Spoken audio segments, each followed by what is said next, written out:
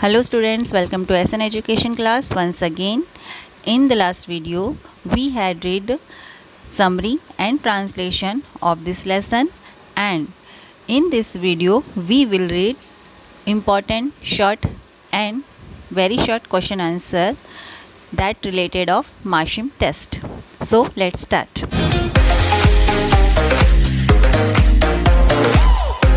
So we start our very short question answer. How much water does the human body contain.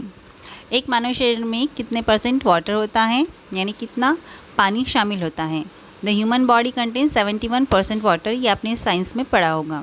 Next question is since when has man been changing his relationship with the earth drastically. कब से मनुष्य पृथ्वी के साथ अपने संबंधों को काफ़ी हद तक बदलता रहा है। Answer is man has been changing his relationship, मानव अपने संबंधों को बदलता रहा है विद द अर्थ, पृथ्वी के साथ, ड्रास्टिकली, काफ़ी हद तक, सिंस द इंडस्ट्रियल रिवॉल्यूशन, जब से औद्योगिक क्रांति आई है, यानी औद्योगिक क्रांति के बाद से ही मनुष्य ने अपने संबंध पृथ्वी से बदल लिए हैं। क्वेश्चन थर्ड है where do we get fresh water from. Fresh water हमें कहाँ से मिलता है। We get fresh water from the earth, हमें पृथ्वी से मिलता है। Question number 4. What threat do rising sea level pose to human population? What threat do rising sea level? Sea level के बढ़ने से, समुद्र के स्तर के बढ़ने से ह्यूमन पॉपुलेशन, मानव आबादी के सामने सबसे बड़ा खतरा क्या है। Rising sea level possess a threat of more powerful and more frequent storm and floods. समुद्र के स्तर के बढ़ने से मानव जाति के सामने सबसे ताकतवर और लगातार आने वाला खतरा है स्टॉर्म एंड फ्लड्स का, यानी तूफान और बाढ़ का। Next question is where do chemical pollutants come from. रासायनिक प्रदूषण कहाँ से आता है। Chemical pollutants come from industrial establishment, औद्योगिक प्रतिष्ठानों से केमिकल पॉल्यूशन यानी रासायनिक प्रदूषण आता है। अब हम देखते हैं short question answer. Question first is what drives the cold ocean stream from the poles toward the equator. भूमध्य रेखा के ध्रुवों की ओर से आने वाले शीत महासागर की धारा को क्या कहते हैं। Answer is as the warm ocean water from the topics move northward. जैसे जैसे उष्णकटिबंध से गर्म महासागर का पानी उत्तर की ओर बढ़ता है। Part of it evaporates along the way. इसका कुछ भाग बीच में ही वाष्पित हो जाता है। इवेपोरेट यानी वाष्पित होना। When it hits the cold polar winds between Greenland and Iceland, जब यह ग्रीनलैंड और आइसलैंड के बीच ठंडी ध्रुवीय हवाओं से टकराता है, evaporation accelerates leaving behind much salter sea water, तो वाष्पीकरण बहुत अधिक प्रभावित होता है जिससे समुद्र का पानी पीछे हट जाता है। Which grows denser and heavier, this rapidly cooling water sinks to the bottom forming a deep current near the ocean floor। जो घनत्व और भारी हो जाता है, यह तेजी से ठंडा पानी समुद्र तल के पास एक गहरी धारा बनाता है। इन दिस प्रोसेस, इस प्रक्रिया में, it transfers cold stream from the poles back towards the equator. इस प्रक्रिया में क्या होता है, जो ध्रुवों की ओर से ठंडी धारा होती है वो भूमध्य रेखा की ओर बढ़ती है। Next question is write two ways in which global warming rises sea level. दो तरीके बताइए जिससे ग्लोबल वार्मिंग समुद्र के स्तर को बढ़ाती है, यानी ग्लोबल वार्मिंग की वजह से किस तरह से समुद्र का स्तर बढ़ रहा है। Global warming rises the sea level in several ways. Global warming समुद्र तल को कई तरह से बढ़ाता है। Higher average temperature results in the melting of glaciers. उच्च औसत तापमान ग्लेशियर्स के पिघलने का कारण होता है। The ice being discharges into the oceans from the ice caps of Antarctica and Greenland raise sea level। Antarctica और ग्रीनलैंड के ग्लेशियर्स के पिघलने से जो पानी समुद्र में आके मिलता है उससे समुद्र का स्तर बढ़ता है। So our next question is what causes the average hurricane to be more powerful? How? किस कारण से तूफान अधिक शक्तिशाली होता है। हरिकेन का मतलब तूफान होता है। हमने स्टॉर्म सुना है, कहीं पे टाइकून बोलते हैं, कहीं पे हरिकेन बोलते हैं तूफान को। Answer is warming causes the average hurricane to be more powerful. Warming के कारण यानी ग्लोबल वार्मिंग के कारण औसतन तूफान अधिक शक्तिशाली हो जाते हैं।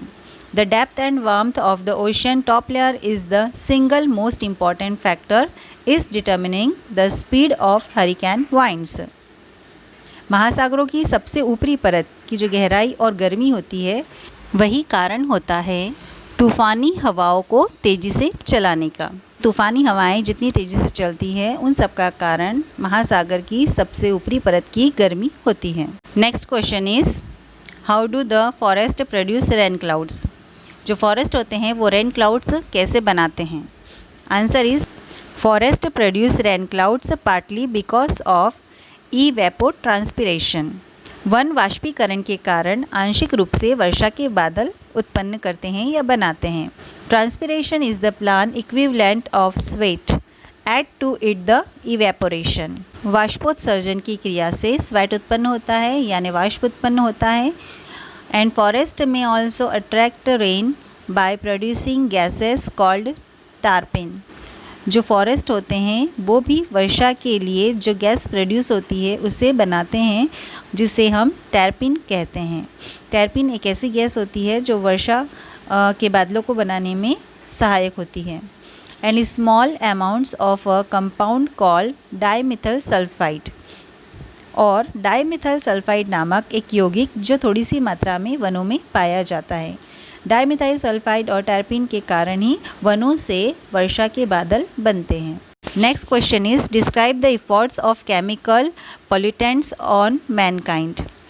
मानव जाति पर रासायनिक प्रदूषकों के प्रभावों का वर्णन कीजिए। आंसर है chemical pollutants are the threat to human life. रासायनिक प्रदूषक मानव जीवन के लिए खतरा है। They cause severe contamination of water. वे कई प्रकार से पानी को दूषित करते हैं।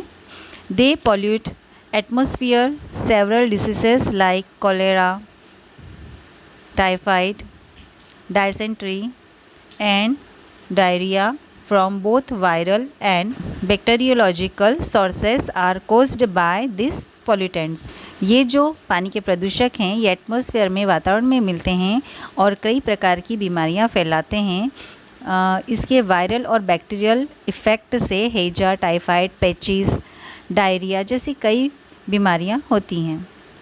Next question is what should we do to solve the problem of fresh water. मीठे पानी की समस्या को हल करने के लिए हमें क्या करना चाहिए, या ताज़े पानी फ्रेश वाटर के लिए हमें क्या करना चाहिए। आंसर है since human being are the worst victim of the problem of the fresh water. चूँकि मनुष्य ही ताज़े पानी की समस्या के लिए सबसे बड़ा खतरा है। They need to lasso their common sense. उसे अपने सामान्य ज्ञान को समझने की ज़रूरत है। The rains being us trees and flowers. बारिश पेड़ पौधों से होती है। Droughts bring gaping crack in the world. इनके सूख जाने से दुनिया में दरार पड़ जाएगी। The lakes and river sustain us flowing through the veins of the earth. झील, तालाब, नदियाँ ये धीमी गति से बहती रहती हैं पृथ्वी के ऊपर एंड इनटू आवर ओन्स, और अपने स्वयं के लिए भी।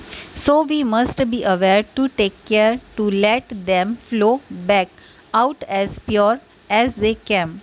तो हमें इस बात का ध्यान रखना चाहिए कि हम उन्हें शुद्ध रूप में बहने दें जैसी वे आई हैं। We should not poison and waste them. हमें उनमें जहर नहीं मिलाना चाहिए और उन्हें बर्बाद नहीं करना चाहिए।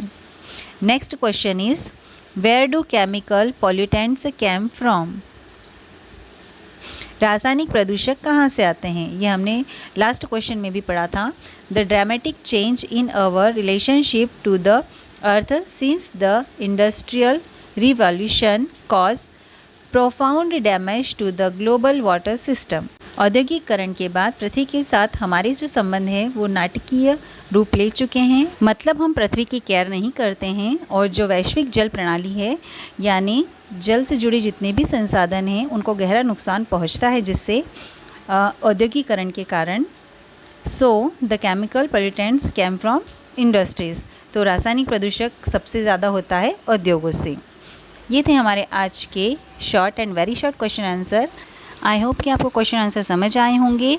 हम मिलेंगे नेक्स्ट वीडियो में इसी लेसन के लॉन्ग क्वेश्चन आंसर के साथ। So goodbye, have a nice day.